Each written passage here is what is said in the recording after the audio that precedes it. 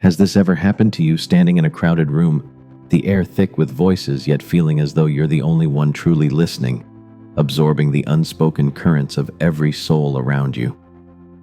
The empath's heart beats like a tuning fork, resonating with the silent cries of others, their joys, their fears, their unarticulated dreams. She carries their weight not as a burden she chooses, but as a reflex woven into her being, an instinct as natural as breathing. Yet in this exquisite sensitivity lies a paradox. The empath, so attuned to the inner worlds of others, often finds her own voice drowned in the chorus of the collective unconscious. She yearns to be seen, to be understood, not merely as a mirror for others, but as a self whole and distinct. And here in this longing begins the journey toward liberation, a liberation that, as Carl Jung might whisper from the shadows, arrives only when she releases the need to be understood by anyone but herself. The empath's path is a labyrinth winding through the archetypes that Jung mapped with such reverence: the wounded healer, the mystic, the shadow. She is the wounded healer, her heart pierced by the pain she absorbs, yet compelled to offer solace to those who wound her. She is the mystic, seeing beyond the veil of the ordinary, glimpsing the eternal in fleeting glances and half-spoken words. And she is the shadow, carrying the unspoken resentments, the unacknowledged rage of being the one who always understands but is rarely met with the same depth. In her psyche, these archetypes dance, sometimes in harmony, often in discord, pulling her toward a truth she cannot yet name. The collective unconscious, that vast reservoir of human experience Jung so vividly described, flows through her, whispering that her sensitivity is both her gift and her cage. To be an empath is to live on the edge of the world's soul, feeling its pulse yet struggling to claim her own. This struggle is not merely personal, it is archetypal. The empath's need to be understood is a projection of the ego, a desperate bid to anchor her fluid self in the external world. She seeks validation in the eyes of others, hoping they will reflect back the depth she knows resides within her. But the ego, as Jung taught, is a trickster, promising wholeness through external approval while obscuring the true path to individuation. The empath's liberation begins when she turns inward, confronting the shadow she has so long ignored, the part of her that resents her role as the eternal listener, the part that aches to be seen without having to explain. This shadow is not her enemy, but her teacher, guiding her toward the integration of her fragmented self. To face it is to ask, what does it mean to understand myself, not as a vessel for others' emotions, but as a being with my own desires, boundaries, and truths? And you watching this, perhaps you recognize this ache. You who have sat silently in conversations, feeling the undercurrents of unspoken pain, who have offered your heart as a canvas for others' stories. Have you ever paused to ask what your own story demands? The empath's journey is not about abandoning her gift, but about reframing it. Her sensitivity, when unmoored from the need for external validation, becomes a portal to the self. Jung's concept of individuation beckons here the process of becoming whole by embracing all aspects of the psyche, light and dark, known and hidden. The empath must learn to listen to herself with the same intensity she offers others. She must learn to hold her own pain, her own joy, her own mystery, without seeking another to name it for her. This is no small task. The world does not reward those who turn inward. It clamors for the empath's attention, demanding she absorb, soothe, and heal. Attachment theory, woven into this Jungian tapestry, reveals why this pull is so strong. The empath often emerges from early wounds, an anxious attachment to caregivers who could not fully see her, a childhood where her sensitivity was both praised and exploited. She learned to prioritize others' needs, to become the mirror that reflects their desires, all while her own self remained in shadow. Yet liberation whispers in the moment she chooses to detach, not from her compassion, but from the compulsion to be understood by those who cannot meet her depth. This is the beginning of her freedom, the day she says, "I am enough," even if no one else sees it. To step into this liberation is to walk a path of paradox, where the empath must embrace the solitude of her own knowing. The world with its clamor and chaos will not pause to applaud this inward turn. It will tug at her, offering fleeting moments of recognition that dissolve like mist when she reaches for them. Yet in this fleeting pursuit of external understanding, she risks losing the very essence of her gift. The empath's sensitivity, when tethered to the need for others' validation, becomes a chain binding her to a cycle of self-erasure. Jung's shadow work beckons her now, urging her to face the parts of herself she has buried, the anger at being unseen, the grief of unmet needs, the quiet fear that her depth is too vast for anyone to hold. These are not flaws, but fragments of her wholeness waiting to be reclaimed. The shadow, as Jung illuminated, is not merely a repository of darkness, but a wellspring of untapped vitality.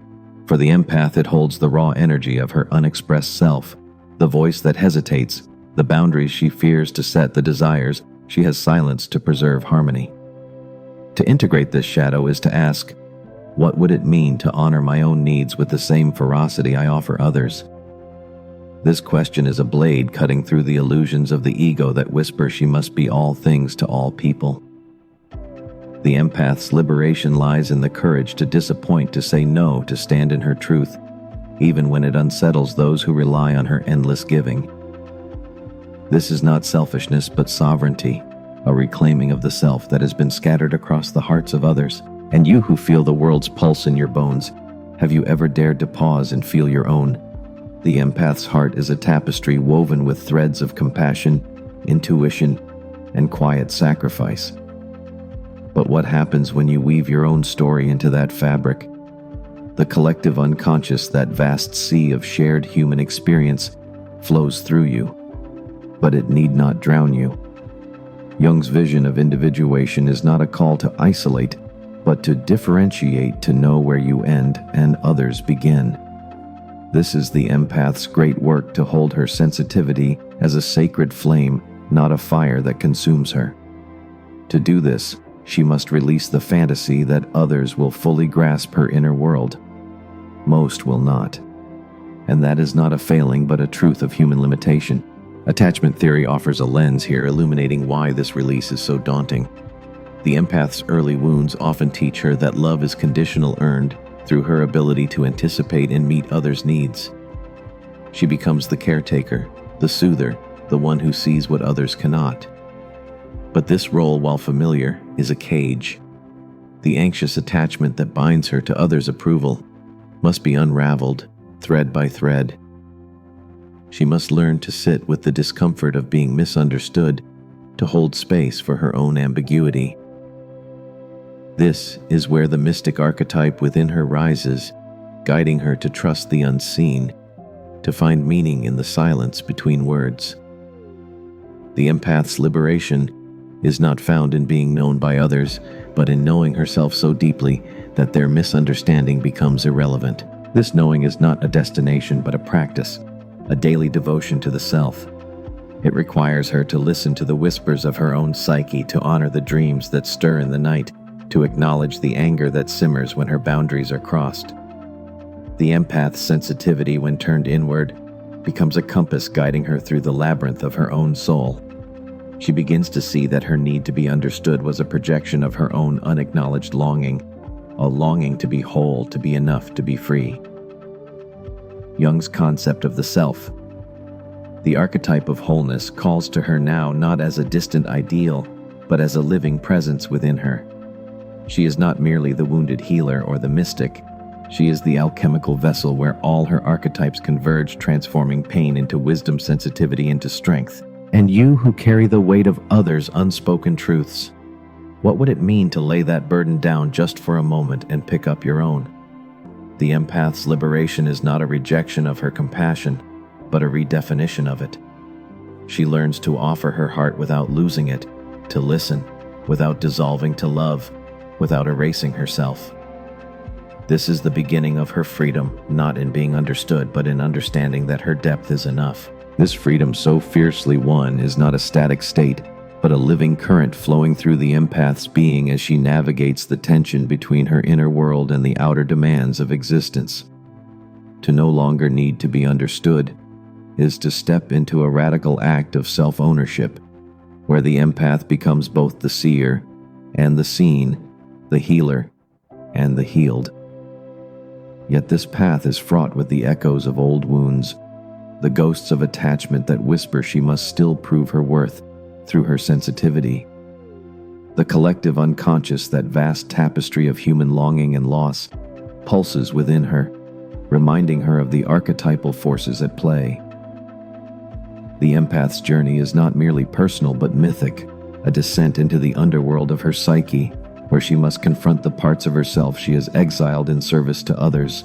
The shadow Jung's repository of the unacknowledged looms large here. For the empath, it holds the resentment she has suppressed, the exhaustion she has masked, with a smile the quiet terror that her depth will forever isolate her. To face this shadow is to stand in the fire of her own truth, to acknowledge that her compassion has often come at the cost of her own voice. This is not a betrayal of her gift, but a reclamation of it. The empath's sensitivity, when freed from the need to please or perform, becomes a source of power rather than depletion. She begins to see that her ability to feel the world's undercurrents is not a call to carry its weight, but a gift to witness it, to hold it lightly, and to let it pass through her without claiming her essence. And you who have poured your heart into the silences of others, have you ever considered what it would mean to let your own silence speak?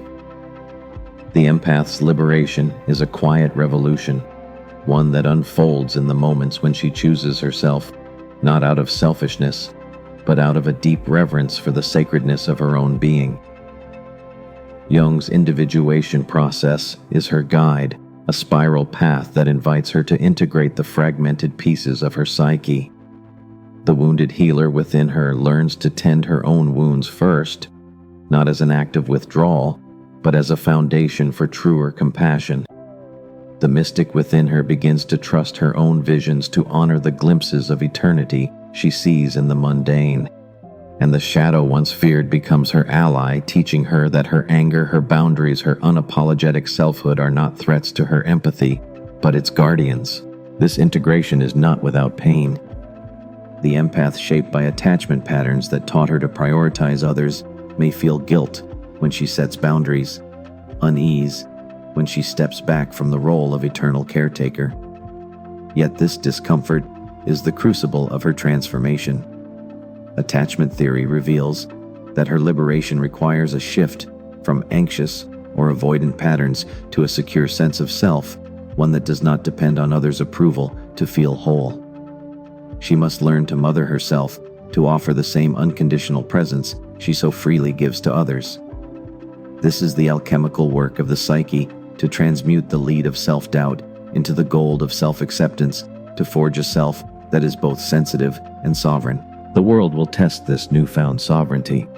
It will demand her attention, her energy, her endless understanding.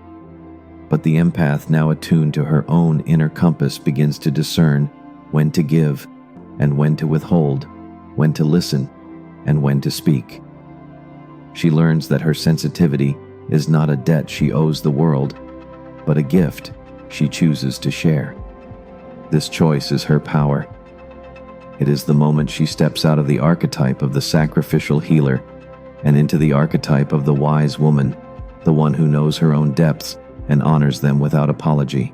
And you who feel the world's heartbeat in your chest, what would it mean to claim your own rhythm? The empath's liberation is not a rejection of connection, but a redefinition of it. She begins to seek relationships that mirror her depth, not exploited connections where her sensitivity is met with reciprocity, not obligation. She learns to love without losing herself, to offer her gifts without emptying her soul. This is the paradox of her freedom. By releasing the need to be understood, she opens the door to truer understanding, both of herself and of those who can meet her in her fullness. Her journey is a return to the self Jung's archetype of wholeness, where her sensitivity becomes not a cage, but a key unlocking the vastness of her own being. This return to the self is not a solitary act, but a radiant one, rippling outward from the empath's core to touch the world in ways she could not have imagined when she was bound by the need to be understood. The liberated empath, having faced her shadow and embraced her wholeness, becomes a beacon, not because she seeks to shine, but because her authenticity cannot help but illuminate. Jung's vision of the collective unconscious reminds her that her journey is not hers alone. It is woven into the fabric of humanity's shared story, where archetypes like the wise woman, the healer, and the visionary converge to guide the soul toward meaning. Yet this convergence is not a dissolution of her individuality, but a celebration of it. The empath's liberation is her ability to stand in her own truth while still feeling the pulse of the world, to hold both her singularity and her interconnectedness in delicate balance. The path to this balance is fraught with the temptations of old patterns. The empath, even as she grows in self-awareness, may feel the pull of familiar roles: the rescuer, the confidant, the one who smooths the jagged edges of others' lives. Attachment theory illuminates this pull as a vestige of her early conditioning, where love was often tied to her ability to anticipate and fulfill others' needs. To break this cycle is to confront the fear that setting boundaries will lead to rejection, that claiming her own space will sever connection. But the liberated empath learns that true connection is not built on self-sacrifice, but on mutual recognition. She begins to seek those who can meet her in her depth, who can honor her sensitivity without demanding it as currency. This is the alchemy of relationship, to transform dependency into interdependence, where her empathy is a gift freely given, not a debt owed. And you who have carried the weight of others' unspoken truths, have you ever dared to imagine a world where your heart is met with equal care? The empath's journey is not about closing herself off, but about opening to a new kind of intimacy, one that does not require her to dim her own light to make others comfortable. Jung's concept of individuation teaches her that her wholeness is not found in isolation, but in the courage to be fully herself in the presence of others. This courage manifests in small radical acts, saying no without guilt, expressing her needs without apology, allowing herself to be seen in her vulnerability without fear of being diminished. These acts are her rebellion against the collective unconscious's demand that she remain the eternal caretaker, the mirror for others' unexamined lives. The liberated empath begins to see her sensitivity not as a burden, but as a lens, sharpening her perception of both herself and the world. She learns to trust her intuition, not as a tool to serve others, but as a guide to her own truth. The mystic archetype within her, once overshadowed by her role as healer, now steps forward, whispering of the sacred in the ordinary, the eternal in the fleeting. She sees the world not as a place to fix, but as a canvas of meaning, where every interaction, every emotion is a thread in the tapestry of existence. This shift is her liberation to witness, without absorbing, to feel, without drowning, to love, without losing herself. Yet this liberation is not a destination, but a practice, a daily recommitment to her own becoming. The empath must continually navigate the tension between her sensitivity and her sovereignty, between her desire to connect and her need to protect her own energy. Jung's shadow work remains her compass, reminding her to return to the parts of herself she might still shy away from, the anger that flares when her boundaries are crossed, the grief that surfaces when she feels unseen, the quiet joy that comes when she honors her own truth. These are not obstacles but invitations, calling her deeper into the mystery of her own being. And you, who have spent so long listening to the world's heartbeat, what would it mean to listen to your own with the same devotion? The empath's freedom lies in this listening, in the quiet act of turning inward to hear the whispers of her own soul. She learns that her depth is not a liability, but a gift, one that allows her to navigate the world with a rare kind of wisdom. She is no longer the one who must be understood, but the one who understands herself, her boundaries, her dreams. This understanding becomes her anchor, her wings, her fire.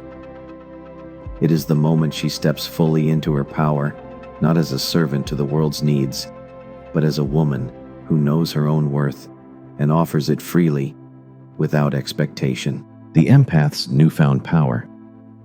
This radiant selfhood is not a crown she wears for others to admire, but a quiet flame that burns within, illuminating her path through the world's complexities. She has learned to hold her sensitivity as a sacred trust, not a debt to be paid in the currency of others' approval.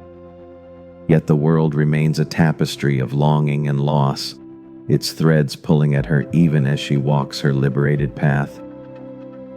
The collective unconscious, as Jung described, is a living force, a sea of archetypes that surges through every human interaction, tempting her to slip back into the role of the one who carries, who heals, who understands, at the cost of herself. Her liberation is a daily choice, a refusal to let her empathy become a chain, a commitment to honor her own boundaries as fiercely as she honors the hearts of others. This commitment requires her to navigate the delicate interplay of connection and autonomy. The empath, now attuned to her own rhythm, begins to see relationships not as mirrors to reflect her worth, but as spaces of mutual discovery. She no longer seeks to be understood as a condition of love. Instead, she offers her presence as a gift, one that flows from her wholeness rather than her need.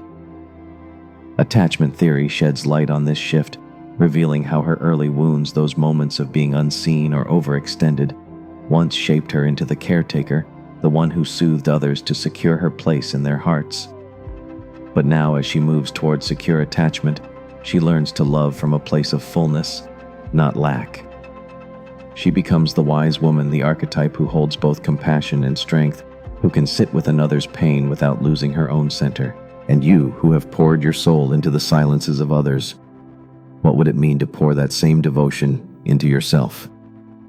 The empath's liberation is not a rejection of her gift, but a reorientation of it.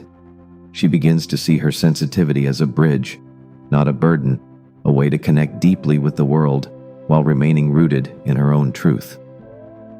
Jung's concept of the self, the archetype of wholeness, guides her here, whispering that her empathy is not meant to erase her, but to expand her. She learns to hold space for others without dissolving into their stories, to listen without absorbing, to love without surrendering her sovereignty.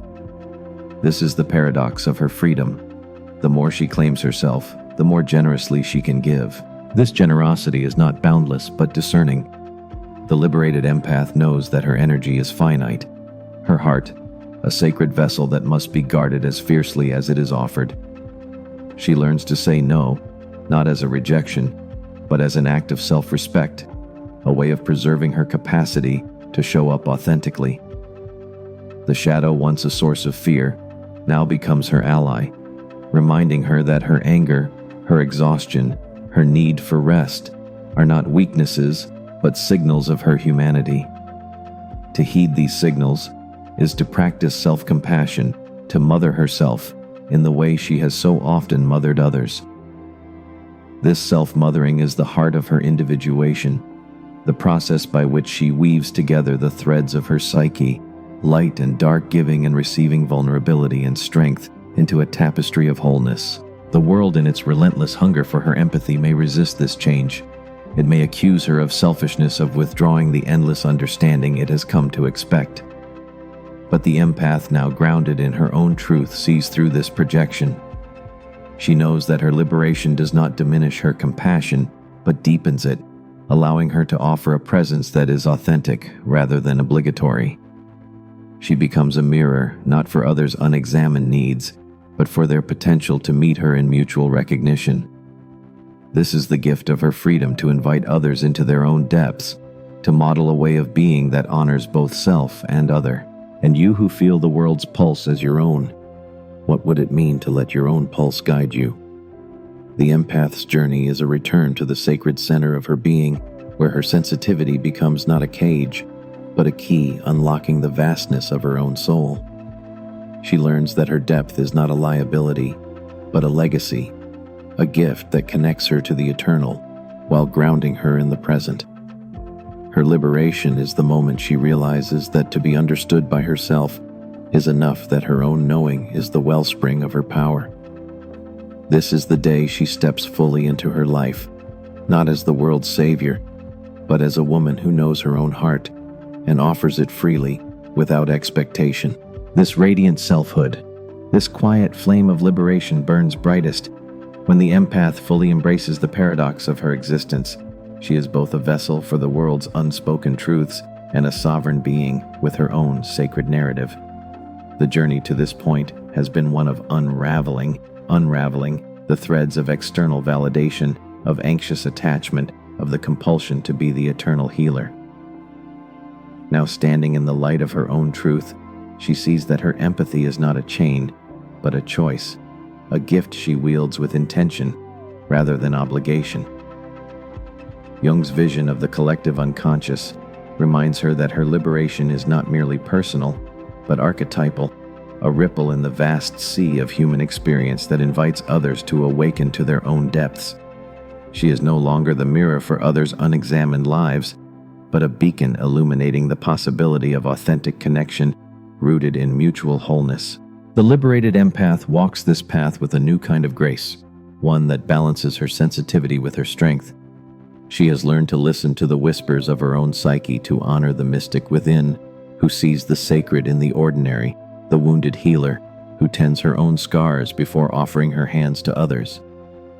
The shadow, once a source of shame, now stands beside her as a guardian, reminding her to protect her energy, to speak her truth, to claim her space without apology. This integration, Jung's individuation, is not a singular event, but a lifelong dance, a rhythm of returning to herself again and again. Each step strengthens her ability to love without losing herself, to connect without dissolving, to feel the world's pulse while honoring her own. And you, who have carried the weight of others' silences, what would it mean to carry your own story with the same reverence? The empath's freedom is not a rejection of her compassion, but a reclamation of it, a shift from sacrifice to sovereignty. She learns that true connection does not demand her erasure, but celebrates her fullness. Attachment theory illuminates this shift, showing how her early wounds, those moments of being unseen or overextended, once bound her to the role of caretaker. But now, as she cultivates a secure sense of self, she offers her empathy from a place of abundance, not depletion. She becomes the wise woman, the archetype who holds both tenderness and power, who can sit with another's pain without taking it as her own, who can offer her heart without surrendering her soul. This sovereignty transforms her relationships. No longer seeking to be understood as proof of her worth, she seeks instead those who can meet her in her depth, who can honor her sensitivity without exploiting it. These connections are not mirrors, but bridges built on mutual recognition rather than obligation. The empath learns to discern who is worthy of her energy, who can receive her gifts without demanding her essence. This discernment is her power, a quiet revolution against the world's expectation that she remain endlessly available. She offers her presence not as a reflex, but as a choice rooted in the knowledge that her worth is not contingent on others' understanding, but on her own. The world may still clamor for her attention, its voice is loud with need, but the liberated empath knows how to listen without losing herself. She has learned to hold space for others while guarding her own, to witness their pain without absorbing it, to love with an open heart that remains firmly rooted in her own truth. This is the alchemy of her liberation, to transform her sensitivity into a source of wisdom, her vulnerability into strength, her longing into presence. Jung's archetype of the self, the center of wholeness, is no longer a distant ideal, but a living reality within her. She is the wounded healer who heals herself, the mystic who sees her own divinity, the wise woman who walks with both compassion and conviction. And you, who have spent so long feeling the world's heartbeat, what would it mean to let your own guide you? The empath's liberation is the moment she realizes that her depth is her greatest gift, not to the world, but to herself. By releasing the need to be understood, she opens the door to understanding herself so fully that the world's limitations cannot diminish her. She becomes a living paradox, a woman who feels everything yet belongs to herself, who loves deeply yet stands alone in her truth. Her sensitivity, once a cage, is now her wings, carrying her toward a life of authentic connection and profound self-awareness. The individual who truly understands their depths extends that grace to the world.